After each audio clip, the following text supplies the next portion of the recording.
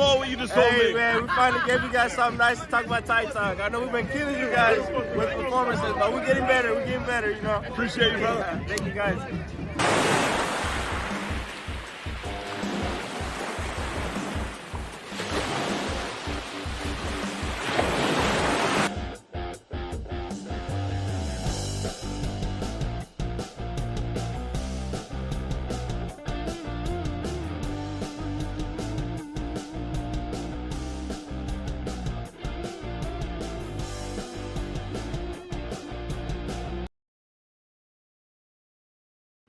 What's up, everybody, and welcome back to Tide Talk. We're recording this on Sunday, June 29th, to discuss RIFC's 4-1 home USL Jagermeister Cup victory over the Portland Hearts of Pine. Just a reminder, each episode is available on YouTube, and if you're watching now, please take a second to subscribe to our channel and click that like button on this video. You can also find us on your favorite podcast applications like Spotify and Apple Podcasts. So if you follow on one of those, we'd really appreciate it if you took a minute to leave us a 5-star rating and a short review, as it helps more people find our podcast. One last plug, if you're not already, go check out the RIFC Club Collector app and enter the code TIDETALK25, all lowercase, all one word, to get an exclusive pack added to your collection today. So cozy up, grab a beer. Let's dive into this one. Happy Sunday, my good friend Ryan. Always good to see you, even though you have that ugly shirt on. It was really funny. Until I signed on, I kind of forgot I put it on. And, I don't like to start the podcast with some tension in that way. So my bad on that one, everybody. It was supposed to be a really fun night, fun podcast, but I had to start it off on a downer for Matt. I'm going to keep putting chat comments over your shirt so it blocks you out. So we got Andrew Gomes, who's driving back from Jersey right now. Boys, can't crack one. Just get through Connecticut safely. We wish you that. That's always an adventure. Maybe stop at Hartford and throw something on there. I mean, a Jersey, Connecticut, the Sunday is a really bad 1-2 punch. Yeah. But, just make it through, brother. Tough stuff. So let's talk about that little the prequel to the intro video, as we had our man Jorge Quizera in there giving us some good words. It was a pretty funny story. He was signing autographs post-match. You dapped him up, told him good game, all that. He signed about 10 more, and he worked his way back and said, we finally gave you guys something good to talk about on Tide Talk, which was phenomenal. That he talked to me, went back, thought about it, and then came back. Which is, it's pretty cool. It's a pretty surreal feeling when, the players do come back. And I know I was tweeting with Todd from Footy New England today about how the Revs don't have that connection with the players and, the fans and all that. And again, that's why we try to praise as much as we can. And we also are critical to a sense where we criticize the performance, not the people, anything like that. Shout out to our guy FQB, had an awesome space after the game on Friday night. Booth Ryan was in there, and it kind of called out people who go about criticizing a different way and calling for people's jobs and all that. Not what we do. We want to see the team get better. We want to see the players get better, and everything go well for Rhode Island FC. We got Andrew Quadra said, don't think we saw the prequel. Play it again. I'll cue it up at some point during this and get it back in there. But it was really cool stuff, in there as well. But always, do you think Andrew missed it because he was late? Yeah, he might have been in and out of Love Island, and it might have missed it for him. But yeah. So how's your Sunday been, Ryan? It's good. I've had ice cream 2 days in a row, which is always a great summer weekend. Got to see some family, saw my brother's softball game today, so we've been out and about. But yeah, really nice little Sunday. How's yours been? Pretty good. Didn't really do too much. I'm just telling you, at a wild moment with Zach and Graham party pizza pieing each other, which was pretty incredible. I guess. But summer vacation, hot start. I like it. Summer vacation is tough, so we're off to it.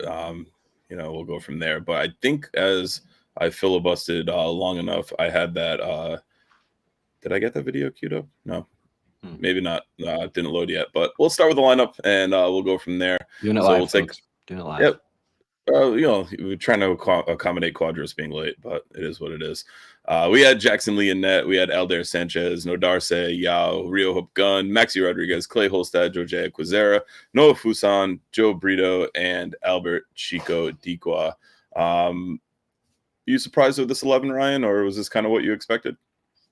Yeah, I mean, First, my eyes like went to the right side of the screen in Portland's lineup, and it's gonna be a fun podcast when only one of their defenders was above a 6, and 3 of them were like a A lot of bright red. red. Yeah, so that's how you know it's gonna be a fun pod. But yeah, I mean, these cup games are hard because you expect there to be some rotation potentially, but with the players available and our standing in this cup as well as the timing, these have been just kind of 1 week apart. They haven't been like midweek or anything crazy for the most part. So didn't surprise me a ton. I think where some of the players played and also some of the continued absences that we thought might come back surprised me. But overall, I thought this was strong. I was really excited when I saw it come out. And yeah, we're going to talk a lot more about why I was excited and what we ended up seeing there.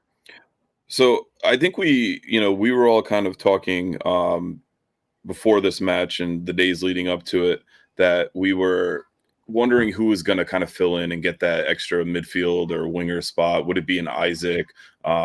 Pretty cool to see Brito on there, getting in there. I thought he played very well, gave a nice creative spark. I don't think the FOTMOB rating really did him justice because I think he kind of kept some balls alive and was able to really kind of press on the edges and get the ball back to Maxi or Clay and get the ball into the box. But I thought he had a really nice performance out there. Good seeing him get back into the 11 as well. As Matt Hams pointed out, Portland rotated heavily. They also had some injuries, but Timmy will be the first to bash on them. His least favorite team in America is the Portland Hearts of Pine. But Jason says he loves pretty much everything about it. What did you make of Brito being in there and kind of getting that nod? Well, I think on paper it was really interesting. Like Brito being in there wasn't surprising, especially when Amos and Zach were both out. I think the thing that was surprising once the game got started is that you'd expect with these 11 names on the sheet that Brito would have been in that maybe either number 10 or even that number 8, kind of in the midfield mix with Noah out on the wing as he has been all season. So I thought it was really cool when we immediately saw Noah taking up more of the midfield positions than Brito out on the right. And then in terms of his performance, I think Brito did Brito things. The thing that I think you can never fault Joe for is he just brings a lot of intensity to the way he plays. I think his pressing is fantastic, and we'll talk a lot more about just the team's press in general. Something we've talked about a lot on this podcast for a while, but it's an asset that we have, and I think we really utilized it a lot in this game to create some chances and some goals. But yeah, Brito, he put in a shift. Was he the standout player? No, obviously, with you look at some of the contributions that we had the other night, but I think he did a really serviceable job, especially in a role that isn't his natural position. Yeah, and you heard assistant coach Dave McKay say that they wanted to really focus on getting Noah more centrally, and I think putting Brito out there and knowing a lot of his goals and goal contributions have come from the edge of the box out there. Would be a pretty good guy to get in that spot. And it did allow Noah to get centrally. And Noah had arguably his best game of the season so far. And I know you'll wax poetically about him as we get going in a little bit. But overall, pretty happy with the 11. Love seeing Rio back out there. I thought he was phenomenal again. And we'll talk about him, a bit more as we go on throughout this one. First half action started out, pretty quick. We dominated possession early on and had a pretty solid chance, and it was from Noah, kind of off a set piece. So let's take a look at that.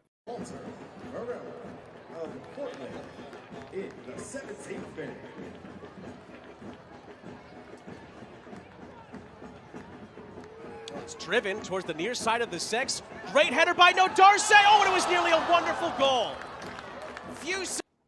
Great header by Frank there to set that up. I did want to show that video just to it definitely took a touch off the defender, probably even the goalkeeper, and then the crossbar. And this match official had an absolute mare throughout this one. And we'll talk about the Dark Knight, Connell Smith, a little later on as well. But just an absolute Timmy Sclafani 1 out of 10 performance from the referee. I think if he had to rate him, had an absolute stinker. There was that play. There was the play where the keeper saved the ball about 1.5 yards out of bounds off the end line. And the lino gave him the thumbs up, or he looked at the lino. Lino didn't really signal and just gave a thumbs up and play on. And when both teams had stopped. So we'll talk about the officiating a lot more throughout this one. But just a really good training ground design set piece there. Yeah, that's kind of like our one set piece play that we have where you usually aim for JJ at that back stick to then bring it across to the the rest of the team who's kind of in that little huddle together. It's fine. I don't love it. I think it's a little overly complicated. I'm very big, like put it in the mixer and let the big guys go after it. But if it's going to work, it's going to work. I think throughout the night, you saw that we had a pretty good size advantage against Portland. I think this was one of those moments where that really, came to the forefront there. And it's good that we were using that to our advantage. Obviously we didn't score there, but nice work by Frank. I definitely don't always think he shines in these moments in the box. I think sometimes his heading is like a little underwhelming for someone of his size, but great work there for him to get it back across. And then obviously we don't get the goal, but it showed the intent that RIFC was trying to play with tonight or Friday night. For sure. As always, Matt Hand's taking the Frank star of that play in there, which, we get. But I think it's interesting that we don't see more of that on set pieces and corners where the ball is kind of thrown into the mixer towards Frank and Mabika when he's in there and healthy. Usually the two tallest guys on the pitch for either team. And I think they're underutilized on these set pieces and going from there. But, we kept knocking, we kept pressing, kept getting chance after chance. And, the pressure was mounting until we gave up a free kick in a pretty dangerous area. But here's how that one. Else up his sleeve here. This almost is too tantalizing to not try and shoot this on target from the dead ball situation.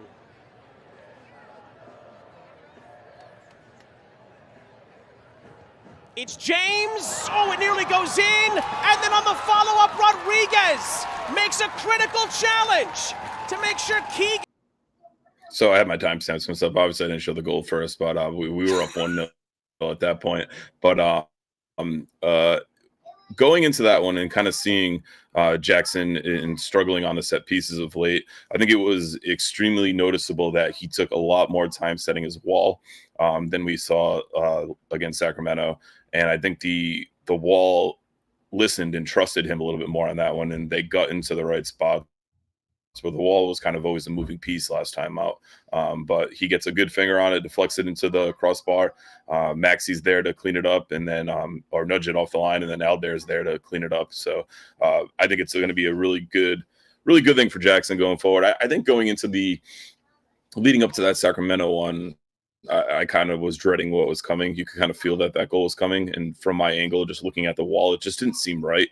I know I talked about that on here last week, but being on the opposite side, it looked like that near post was much better covered by the wall on this one. It took a lot out of it. And, Jackson gets the nice touch to it. And then Maxi and Aldair are able to clean it up.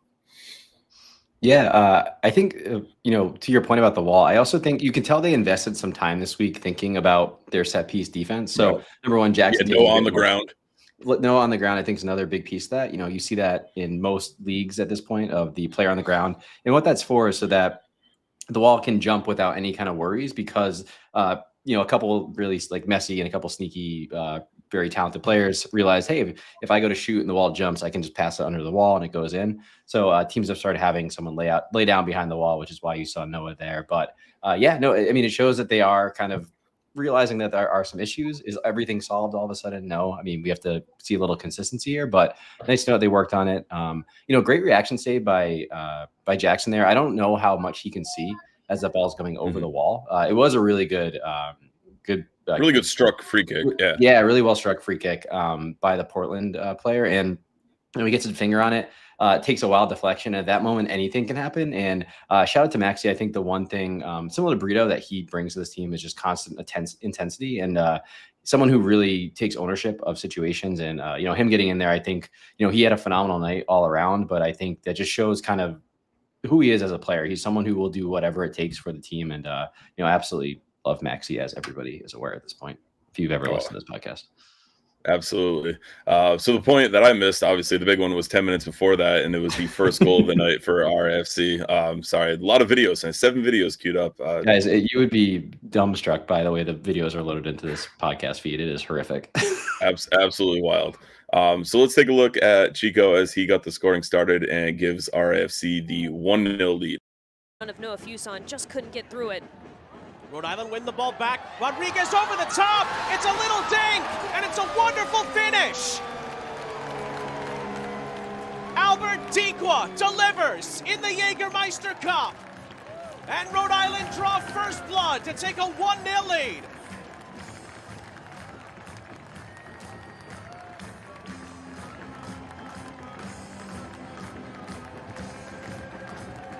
I want you to keep your eyes on Albert Dikwa in this replay. Watch how he makes this play predictable. Everyone knows that this is going to be ushered to the inline. That allows for Clay Holstad to shift. It causes just enough discomfort to make a turnover happen. And then Albert Dikwa, he gets it started by making the play predictable and a cheeky little finish right over the goalkeeper.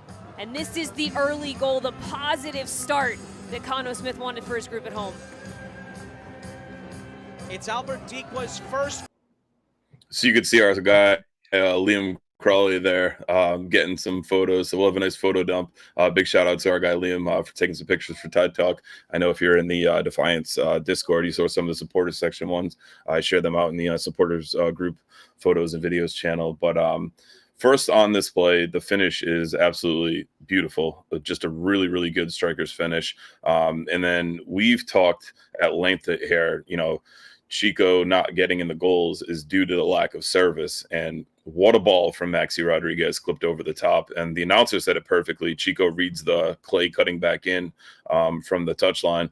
And then, he's able to kind of fill into that channel, times his run perfectly. But a beautiful ball from Maxi over the top. That service we've kind of been waiting for, hoping for, praying for. And then just an unbelievable finish from Chico.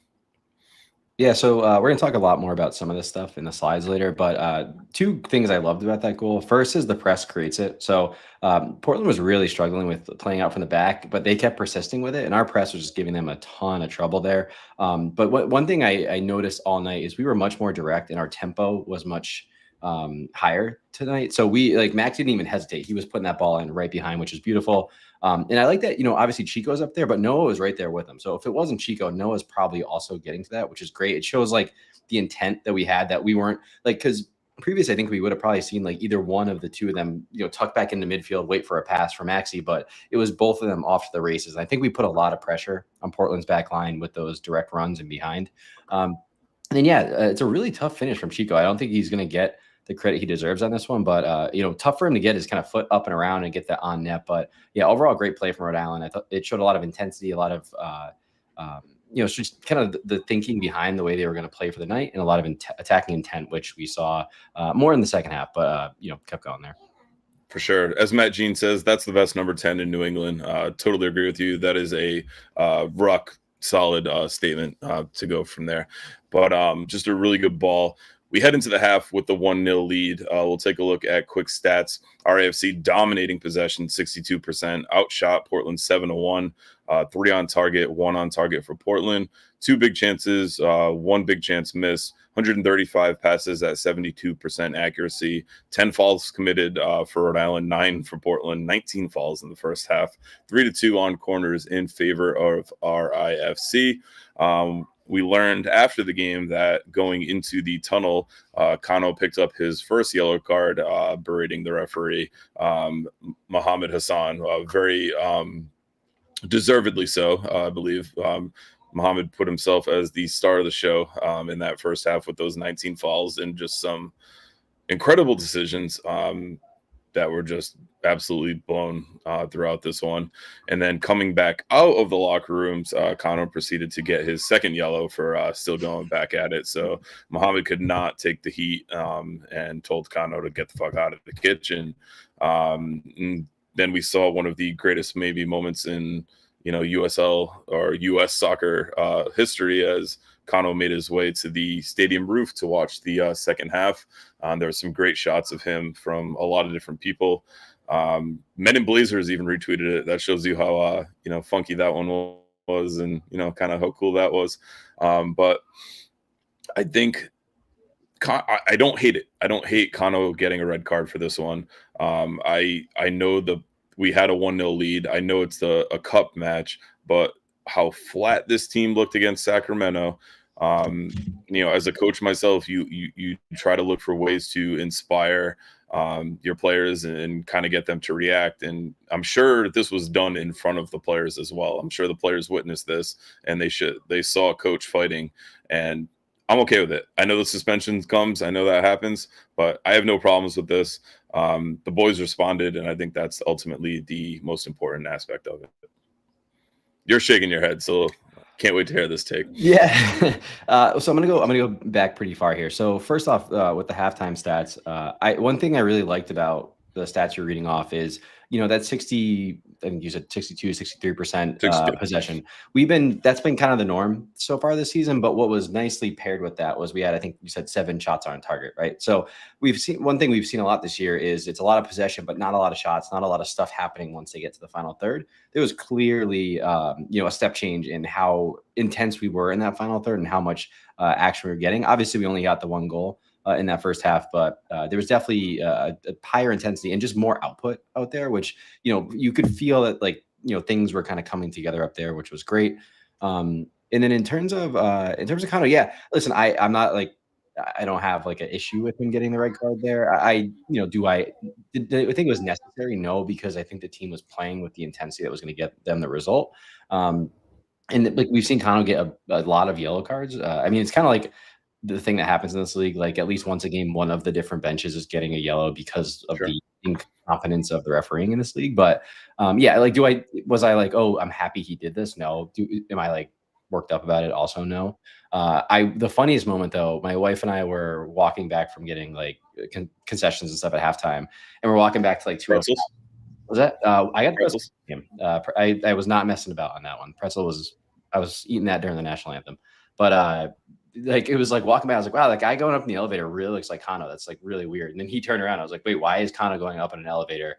And I was trying to explain to her. She's like, wait, maybe he's going to go. I'm like, no, this makes no sense. He should be going down on the pitch. And then we kind of find out everything. So that was a very funny moment. I assume that Kano, maybe he's listening. He's listen, these guys are talking a lot about this 205 view. I got to get it a little bit more myself. We wanted to get that, he's Matt Hands won't stop talking about how it's the all 22 and all this stuff. So I'm assuming he just wanted to, get closer to the pinnacle of Centerville Bank Stadium. Really see the tactical view and, make any tweaks going forward that he might need. But good to see the boys still come out firing in the second half. As just 5 minutes in, Chico adds to his goal tally with a brace, and we'll take a look at that one. On my bingo card tonight, I will say that. This is an awkward moment here for Portland. Again, struggling at times to deal with defensive moments.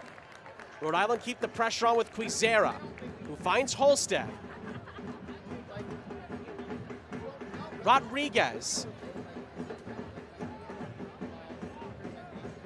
Quizera with Sanchez on the overlapping run. It's brilliant. Sanchez across. It's a wonderful goal from Dikwa. Talk about a poacher's finish. Albert Dikwa with a brace in the Jagermeister Cup. It's his first 2 goals he's ever scored in this tournament. And Rhode Island are 2 to the good in Pawtucket tonight.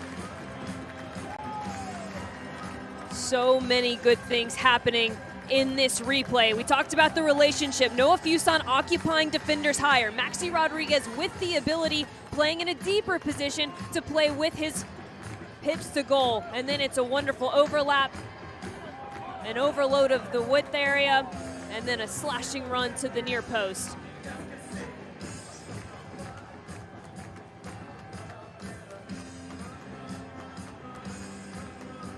Dikwa at the double in the Jagermeister. So you talked a lot earlier about Portland really struggling to play the ball out of the back. They had a total brain fart, but Noah's pressure is what forces it out for a throw. And then just an absolutely beautiful, cheeky little nutmeg pass from Quizera to Sanchez, and Sanchez puts the ball on a plate for Chico. Again, making that poacher's run, as the commentator said, making a poacher's finish, and that's due to the service that he got on these first 2 goals. Yeah, again, a lot to love about this goal. One, the press. Again, this is where they were really shining on Friday night. 2, I love the quick restart from Quizera. He didn't kind of take it and then, we got to give it to Aldair because Aldair's left back. Aldair has to throw it in. He gets it right back into the play. And then, yeah, I really like the kind of quick play on the outside. The nice thing about this goal I really liked is that lately we've been seeing, especially with Quizera out on the wing, that he's usually the he kind of is up there by himself, and then Aldair is kind of almost stopping as like a midfielder. I really like that we got an overlapping run from Aldair. It really allows him to, because we saw a lot of his crossing early, especially in that Phoenix game, where I think we all came away like very impressed with that, and we haven't seen as much with it just because he hasn't been joining the attack as much. I think that's a bit of trying to keep some defensive solidity there, so he's not kind of rampaging forward. But I think having Frank on that left center back and with Rio and Yao back there allows them to kind of have a bit more of a base, and then Aldair can kind of go and venture forward. So I hope there's more to come here. Both him and Quizera sometimes can, feel almost redundant up there because they're both really good crossers, but I love them working together there. And, Quizera's ability to not just like cross, but also have some good interplay, I think is really going to be helpful if we can get those two cooking with someone like a Maxi who is keeping the ball ticking up there with them. For sure. I like your point about the throw in being taken quickly by Quizera. That's kind of in Clay long throw territory, which we see a lot. And then we see, play kind of hold up because of that. But you had Portland kind of reeling off a defensive mistake. And then the pressure forced them to kick it out of bounds. So why not keep them on their heels and keep up that fast play there? And like Andrew Quadro says in the chat, I hope the quicker, more urgent style of play wasn't just because they recognized Portland was vulnerable to it. They need to play like this every match. And I think we have the speed, we have the talent, we have the passing to do so. So, hopefully it's something that long may it rain. Yeah, to me, like that was one of the biggest takeaways of this match was just the speed at which we played and the directness. And I think it's been the thing that's been missing this year. Like we just haven't had any like even chances, like never mind goals of like just us running in at the offense like we saw in the first one, or even this one, like a quick cutback. Like we haven't seen those as much, especially last year. Like that was one of, I used the word cutback like 20% of the words I used in this podcast the first like 2 months I joined. That was like I was like, this is our big way we're gonna win because it's the only thing we can do right. But yeah, I think just it diversifies the way that we're attacking. It's getting the ball into the box and into dangerous areas, and the more we can do just all of that in quickly, the better. And just 8 minutes later, it was that man again completing his hat trick as Albert Chico Dikwa, the number 10 in New England soccer, completes his hat trick. Him when it was 1v4, 1v3. They weren't giving him these moments in the 18-yard box to shine. They've been doing that tonight. He's on a hat trick, Dikwa, and he gets the hat trick right on cue.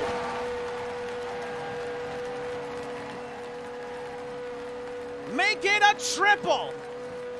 Albert Dikwa with a Jagermeister Cup hat trick. And Rhode Island are over the hills and far away from Portland tonight. 3-0 they lead.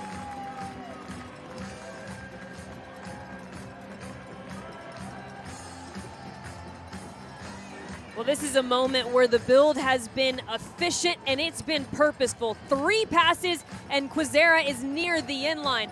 Dikwa starts this one and he not only starts it, but he finishes it. As soon as he plays that ball underneath for the third man combination, he finds himself as quickly as possible to the back post. 18-yard box defending. We talked about that being the kryptonite. Chico getting the first ever hat trick in the USL Jagermeister Cup history. Pretty impressive stuff there. Another great poacher's run. Nice header. Beats the keeper at the near post. But what a ball in from Jay Quizera on that one for the assist. Just absolutely put in a spot where Albert's the only one that's going to get to it there. I got nothing else to say on that. That ball was just incredible, just absolutely beautiful from Quizera. I think my favorite part of that goal was on the final replay there. Like it's from behind, and you could, like Aldair, you can almost tell he like knows what's gonna happen. He's like running like with like pure excitement, and he starts like celebrating. He's like wheeling it around. That was awesome. Yeah. But no, yeah, again, it was great play. And I think the nice thing too, the way it starts is Chico actually starts the play kind of laying it off. Dipping in the midfield, laying it off, and then again immediately sprinting towards goal. Like there was a clear intent to like we're getting into the box, we're getting in like runners forward in this one. So yeah, I think that's the thing that I just can't stop talking about in all these goals because it seems like a clear difference in the way we were playing. Where the Sacramento game, there'd be times where we were up there, maybe one player was kind of making the run forward into the box. And this one, there was clear, just like, we're throwing the horses forward. We'll figure it out back here. Don't worry about it. So yeah, great one. And to your point, like Quizera, I think I think he's one of those players. I know Kano said this in I think one of his last press conferences, like our difference makers aren't making differences right now. And, I think he's definitely someone you could say hadn't been playing to his best so far. But I think this was a great game by him. I think he had, I can't remember the exact number, but 2-3 chances created, like really just back to the Quizera that we saw last year where him, Noah, we're creating 2-3 chances per game like we saw. So, yeah, really nice work by him. A lot of good interplay. And I think the way we played also really helped him because I think one of the issues we talked about is we've been getting the ball out to the wings, which is fine, but there's usually like it's in traffic. There's multiple defenders out there cutting off play to them. Because we were playing so much quicker, Quizera was much more one-on-one, had much more room to work with, and I think we saw the benefit of on the past 2 goals. Yeah, I talked about how he came back over to me, at post game, and said we finally gave you something good to talk about. I was worried that he was going to come at me because I kind of ripped into him, or said my piece about his performances and it versus Sacramento, and I felt like he was such a difference maker last year. And you mentioned Kano's quote, and he really did shine in this one. He had 6 passes into the opposing box, which is what we want to see from him. And people are saying in the chat, best assist. Andrew said, best cross I've ever seen Quizera make. Just absolutely picture perfect. Jason says, I think the creativity opened up this game, and it certainly did. And I think we kind of said it a little bit earlier, and it was how fast this team played, and we haven't really seen that throughout the season. So hopefully, that continues. But we avoided the clean sheet because 5 minutes after Chico's hat trick was completed, Portland got on the board with this. And Wada, lovely take. It's over the halfway line for Portland, plays an exquisite ball out to this far side. Portland Hearts of Pine are in here, and they will get one back through Titus Washington. Wasashi Wada with some excellent build-up play.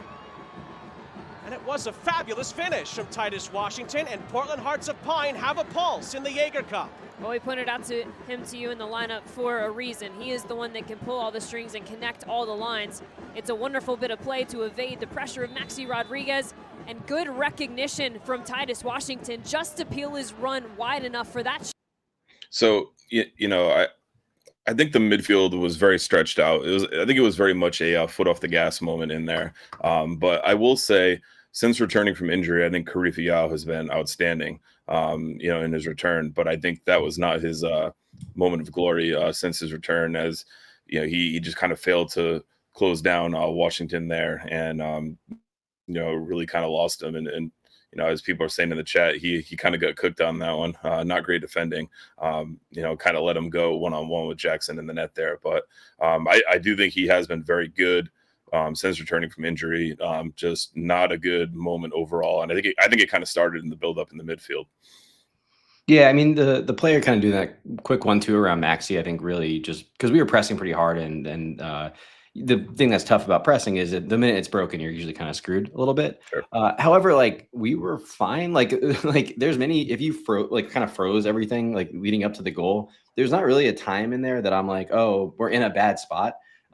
It's just really weird. Like that's the second time, as Timmy pointed out, that Washington has like absolutely cooked Yao in a weirdly weird way. In terms, like the entire time, I'm like, oh, there's not much danger. There's not much danger. There's not much danger. And then he just has like a ton of room to shoot both occasions. And when I'm talking about both occasions, I mean back when we played Portland up in Lewiston for the Open Cup. And yeah, just kind of like a really weird goal again by Yao. I don't know if there's something on the scouting report where it's like, don't give this guy like space to cut inside, or if there's something that he was like really worried about, or in terms of like pace. But yeah, just kind of odd when he just never gets like close enough to him throughout the entire thing to kind of put him off like his run or his shot. So yeah, strange defending, especially from someone who, as you mentioned, has been really consistent for us for the better part of the past 2 seasons. So yeah, I think last year you see Yao go to ground on that and put a bone crunching challenge in the box that makes you kind of hold your head there and be like, oh, is he going to give up a penalty? But very much a more reserved approach, and the backing off unfortunately did not work out well for us on this one. But the good thing for us was Rhode Island was not done, as that man we talked about in the opening, Noah Fuson, probably his best match of the season, gets on the score sheet. And let's take a look at this as Rhode Island scores their 4th goal to cap off the night. Early ball played in behind here for Fuson. Messer slips, and Noah Fuson's in to seal the deal.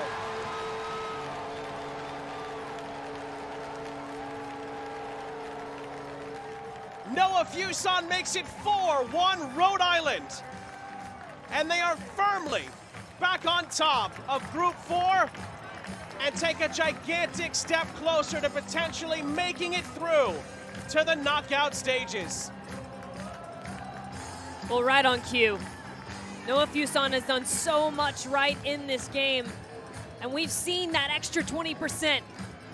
And getting a goal in this match with this performance was all he needed to cap it off. And it's a wonderful bit of recognition, a lovely ball into space. His speed catches up to it, his composure finishes it. What a performance all around from RIFC. So again, on there, Aldair picking up his second assist in the match. He recognizes that there's a lot of space in front of Noah. And as people are saying in the chat, poor Messer there. The slip from Messer gifts it to Noah for the one-on-one. Still got to like Noah's chances to at least get a shot on goal going into that with Messer on him as well. But a great recognition by Aldair, a great run by Noah, and then making a great finish to seal the deal. Yeah, I mean, if you would have told me, or if you would have asked me before the game, like, who are a couple of players you'd want to score some goals tonight, I think Chico and Noah were the two that I would have absolutely, said. I think both of them kind of needed to see a shot go in, and I'm really excited to see what this does for both of them going into it. But again, yeah, Aldair plays it fast. He doesn't kind of, try to make a run down the wing. He doesn't do anything. He immediately gets the ball in behind. Yeah, poor Messer. I mean, I think as much as a lot of this play was on Aldair and Noah, I think the majority of it is on Messer kind of slipping or whatever happened. I think it looks like he was okay. But honestly, he did the right thing. If you do that, you got to just you got to grab your hamstring immediately. You just got to go down, something has to happen there. But yeah, great finish by Noah on that one once he got one-on-one with the keeper. So yeah, overall, again, it's just like he played a fantastic game, which Martin has called out in the chat here. And I think it's fun. It's good to see him back in a role that I think suits his talents as kind of that second striker really, really well. So hopefully there's a lot more to come and something we see more often. For sure. Overall, a very solid performance from RIFC. Portland did get a bit more of the ball in the second half. Final stats for this one were 58% possession for RIFC. I don't think that really tells the true dominance of how much they had the ball. We outshot Portland 14-2, 8 shots on target, 2 for Portland, 5-1 in big chances created. We had the 1 big chance missed, and we completed 294 passes at 78%. We committed 18 fouls and 15 fouls for Portland. So the fouls did taper off a little bit in the second half. So Carno's words were heard. And we had 5 corners to Portland's 2. Still waiting on that free Chick-fil-A sandwich, RIFC. Hopefully we'll get one by the end of the year. Martin throws a really good talking point in there. Great to see Barra back, although a sub appearance. I've been saying how much I've missed him throughout on that one. But good seeing him get back in there. And, I really hope we can see him get back into the starting 11. Yeah, I mean, I don't know about after Friday's game, but yeah. Yep. We'll talk about the midfield in a second. For sure. Some other big talking points there where we did have Portland Hearts of Pine keeper absolutely rattled in the first half. Oladapo, as I always forget his name, big tall guy that always does the painter's tape over beat and adds the writes in the opponent and makes a play on words on their name. Didn't say a word to Oladapo, just stood there like this with his thumb down. Look, we got the reactions too. With his thumb down, and Oladapo picked up his water bottle and squirted it at him. Just a touch of class from the team with so much heart. Timmy's favorite team that everyone loves, which was pretty funny to see. So people, the supporter section, I was down there, Timmy was down there, really kept it up in this one. The atmosphere was just electric from start to finish. Labando was great.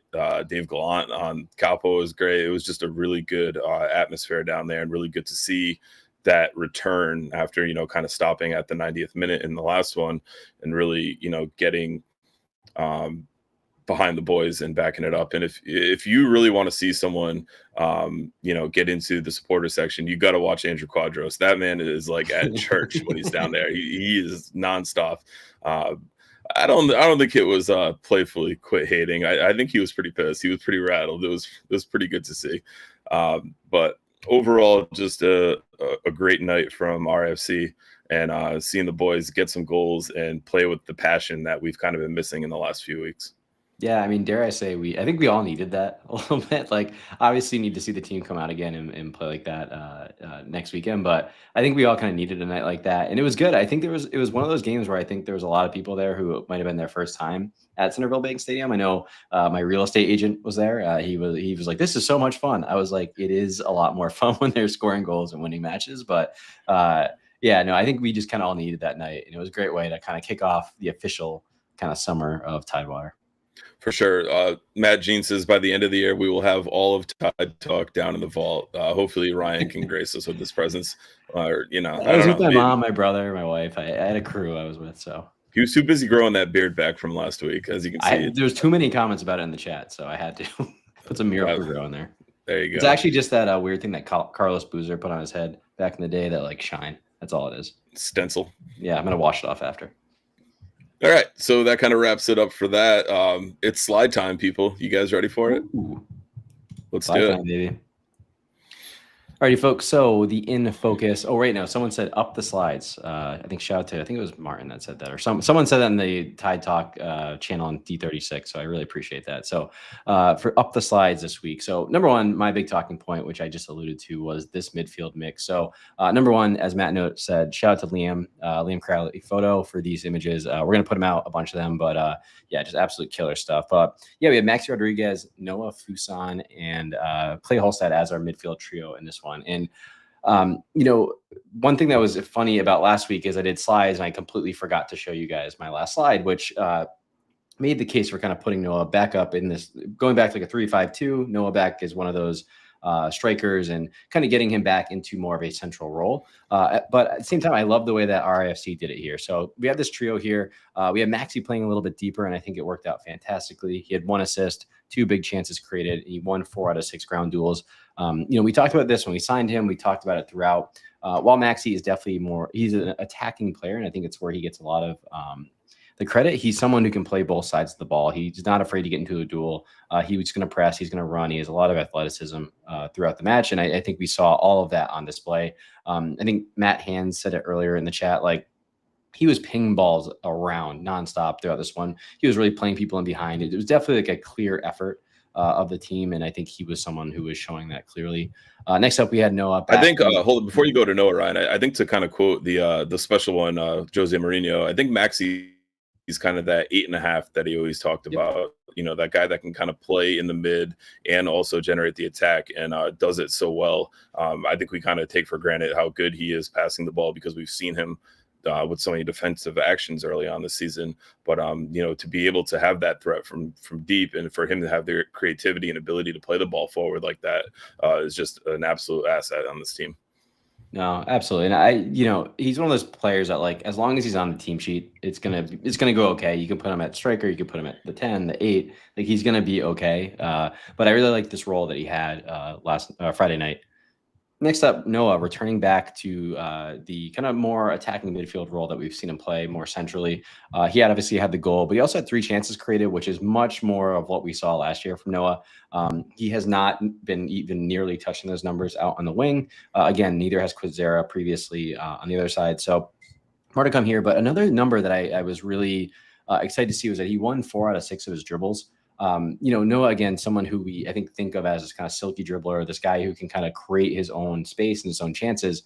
You know, we haven't seen as much of that this season. And I think him being able to create that separation through dribbling is just one more kind of him bringing back a tool that we've seen and getting some confidence there. So that's really exciting. And then obviously the third of the midfield 3 here, Clay Holstad, you know, 82% passing. He had 3 tackles, 7 passes into the final third. He was kind of the 3 playing the furthest back, but, you know, he was his normal Clay, kind of he's here, he's there, he's everywhere. So I was really excited to see this. It was not what I was expecting to see when the team sheet came out, but you know, I really would love to see Kano try this out again in the league next game, because I think there's something here, and I think it might get the best out of Noah, out of Maxi, and then you kind of have Clay in there just being Clay at all times. But just to go to the next slide before I kick this over to you, Matt, just showing their heat maps, I think really shows how this was a real, like, almost like team effort here. You have both Maxi and Clay just covering all of the ground, and then Noah really kind of floating around and you know, picking his spots as well. I don't know Yeah, why there's Matt a Hand big. says in I the don't know chat, which why is the Noah has like a big red, like, and basically the defense. But we'll talk to right. SofaScore about that. Yeah. Matt Hand's kind of had my initial thoughts, on this midfield setup. I'm a little concerned about us defensively with Maxi and Clay in a double pivot, particularly against better opposition.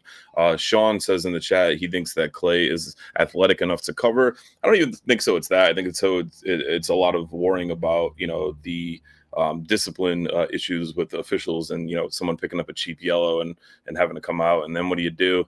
And then Quadro says in the chat, wonder if he would even stick with Ibarra coming back as well. So, what are your thoughts on that? Like, how would you see this group, performing against tougher competition, in the USL Championship as we see Birmingham, kind of coming up next on July 5th? Yeah, I mean, like I said, I would love to try it because I think I think he holds his own more than people are going to give him credit for in that midfield. He's someone who's not afraid to get tackles in. He's also, again, very athletic in his own right.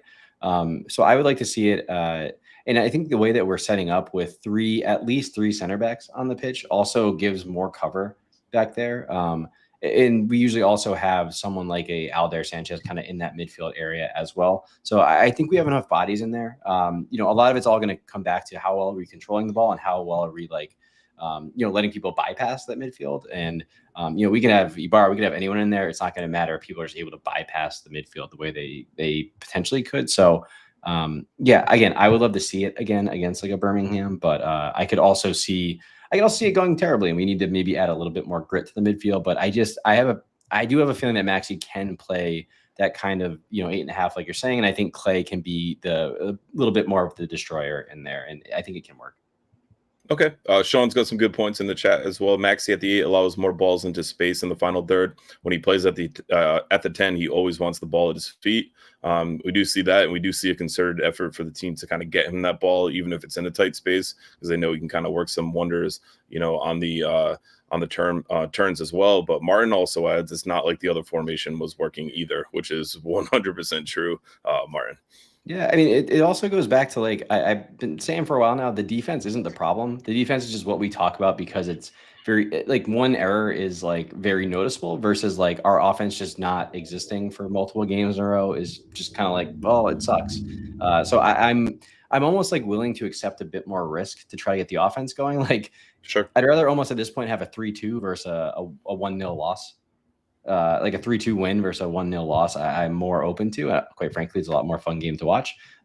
So yeah, again, I'm willing to try it. I could be wrong, and I think the good and the bad about this team right now is we have a lot of options in this midfield, and I don't know that we have on paper a best 11 right now, especially with also the amount of injuries we just continue to have. So, these players have been 3, knock on wood, that have been available all year, and I'm willing to just try it out because I think I really liked what I saw the other night.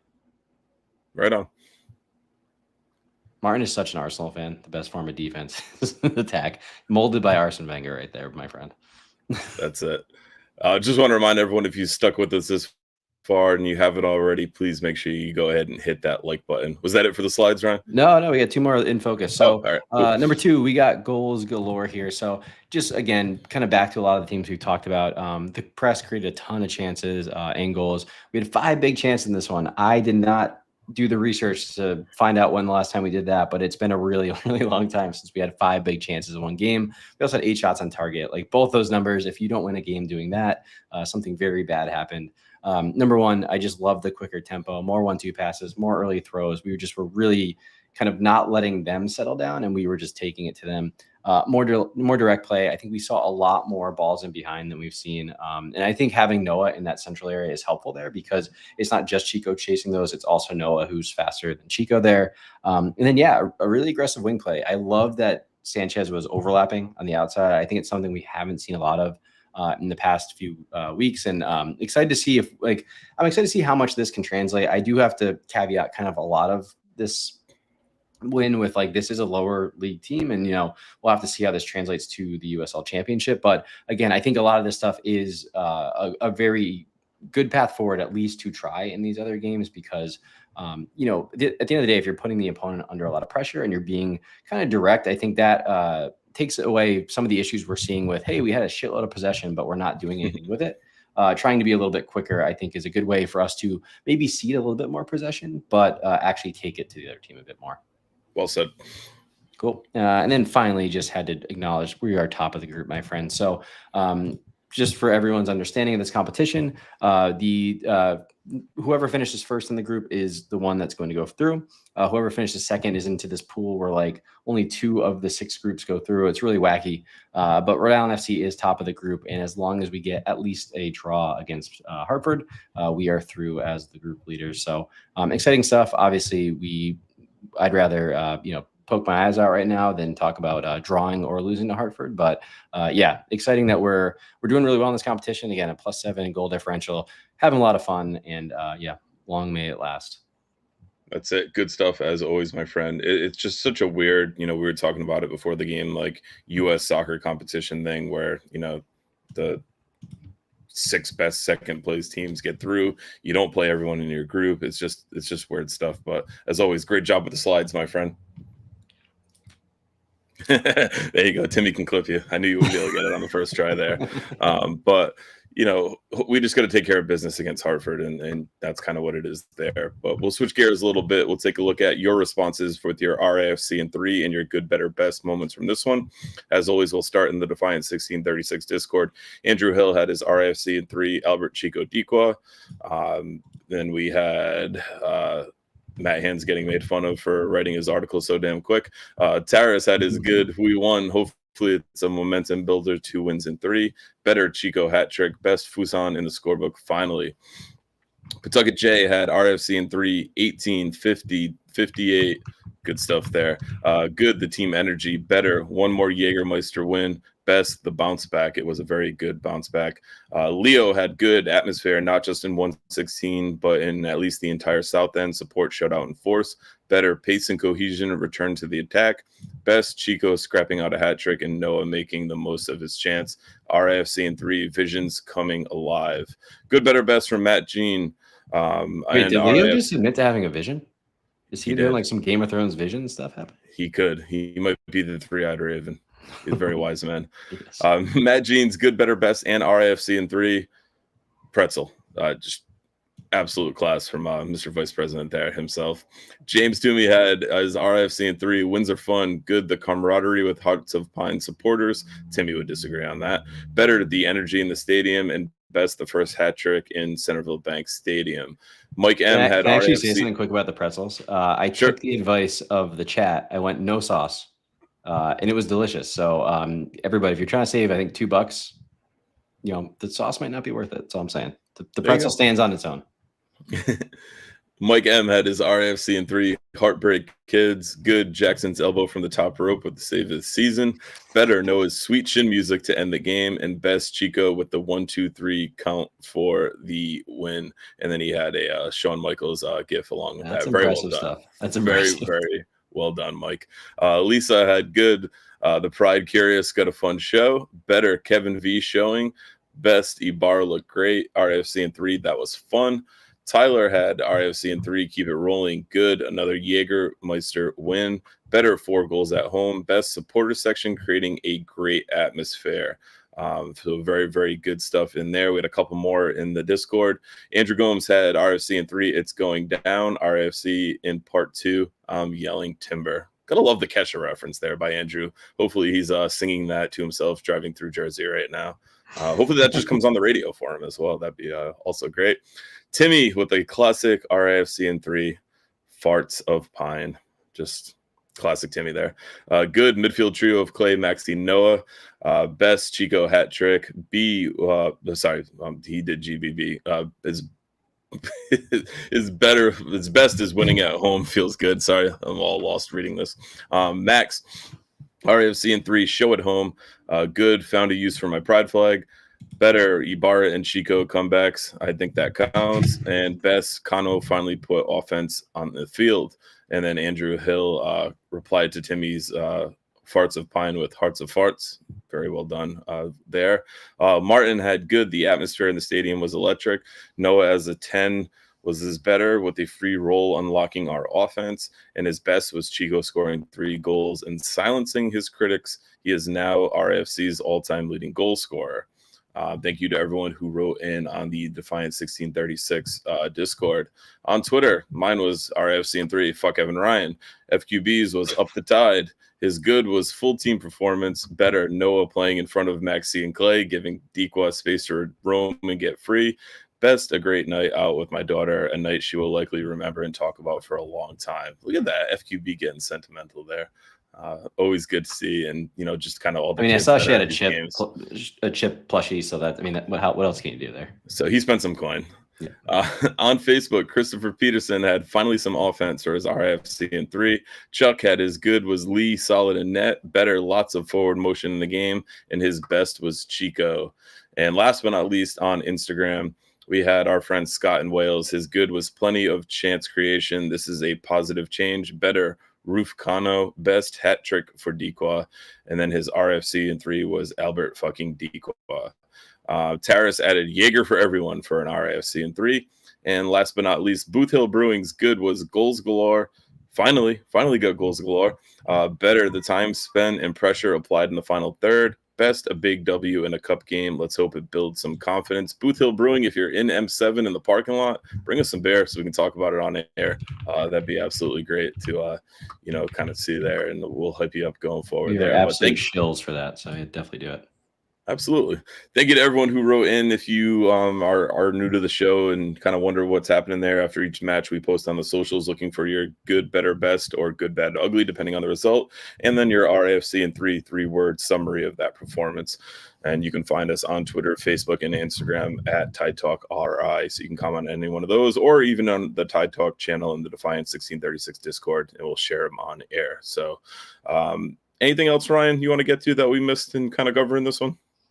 No, I think I just want to reiterate. I had a lot of fun Friday, and I just it's one of those kind of nights that you remember, like kind of why we all do this, why we all get together. I mean, the tailgate's awesome. Just seeing everybody there. I mean, it's been. I'm gonna cut you off on the tailgate just because it's popping up in the chat. Timmy doesn't like Portland yet. He drank a Maine beer at the tailgate. Very curious. He says an absolutely horrific oversight by me. He was drinking an Allagash White, which is a very fine beer, but not on a night where we're playing a team from Portland. So I called him on it, and he made me feel that the can was half empty, half full, however you want to call it, and he threw it out. So I give Timmy some props there. I mean, I don't like anyone wasting good beer, but I mean, good for Timmy, but also please clean it up. I would give Timmy like a 2 out of 10 on that decision. Sure. Yeah. But no, overall a fun night besides Timmy bringing Maine beer to a tailgate against Maine. But just like one of those, I don't know. I hope there's a lot of people who went to the game for the first time, and it's like, this is a whole lot of fun. I can't wait to come back, and I can't wait to come back on Saturday. I will say this one, for looking around, the stadium was not as full as I would have hoped for, being on a Friday night, being beautiful weather. But the atmosphere was right up there with some of the best that we've seen and heard at any game this season. It had that party atmosphere. Obviously, the goals help with that. It was almost, the second half was almost reminiscent to Miami home last year, where it was just goal. But it was very fun. It was a very good atmosphere. There were a group of unnamed supporters who went to the tunnel, the players' tunnel at final time with Kano's banner and let the referee hear it, which I think was just an absolute chef's kiss, touch of class moment. I will not name them just to protect identities.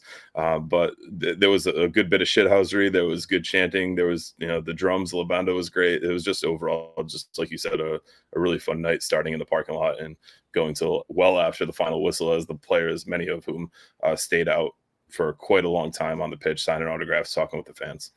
I do, in fairness to Timmy, I do have to also call you out for having a Portland Hearts of Pine scarf behind you. It's a Bissell Brothers scarf. Okay. Fair. Yeah. Just again, being, you gotta be consistent here, unlike the USL referees. Yeah, but it's Timmy, so it's whatever. Also fair. All right, so next up is July 5th. We got more fireworks. Hopefully we see some fireworks on the field as well. Ryan's trying to get them on the screen right now, but there you go. We can make it happen. Old friend Stephen Turnbull makes his first trip to Rhode Island after being sold this summer. Birmingham's a team that a lot of pundits kind of pick to, have a very strong season with some of the acquisitions they made. Hasn't really gone their way in the early stretch of the season, as they're in 10th place on just 13 points, although just 2 behind us. But they have 3 losses and 2 wins in their last 5. Hopefully it's something we can kind of get back on the board for, and really get that momentum rolling. Yeah, I mean, we've, for whatever reason, have had their number so far in our short existence in this league, and long may it continue, because I would love to see a whole bunch of goals and some fireworks on Saturday. What a nice time that sounds like. That's it. Andrew's coming at the scarf in the chat saying it says Hearts of Finding It. But Andrew, what did you pick up at Bissell Brothers a couple of weekends ago while you were up there? The problem with the Tide Talk guys trying to come into this is like there's just dirt on everybody, so it's not good. It's not good. That's it. But we got a lot of people in here. Just again, if you haven't already hit that like button, make sure you smash it on your way up, on your way out, because that'll wrap things up for this one. Remember, Tide Talk is more than just a podcast. You can find us on Twitter, Instagram, and Facebook for daily social media content. Click that link in this episode description to follow all of our accounts. I've been your host, Matt. For Ryan, thanks again for joining. We'll see you next time. And as always, up the tide. Up the Tide.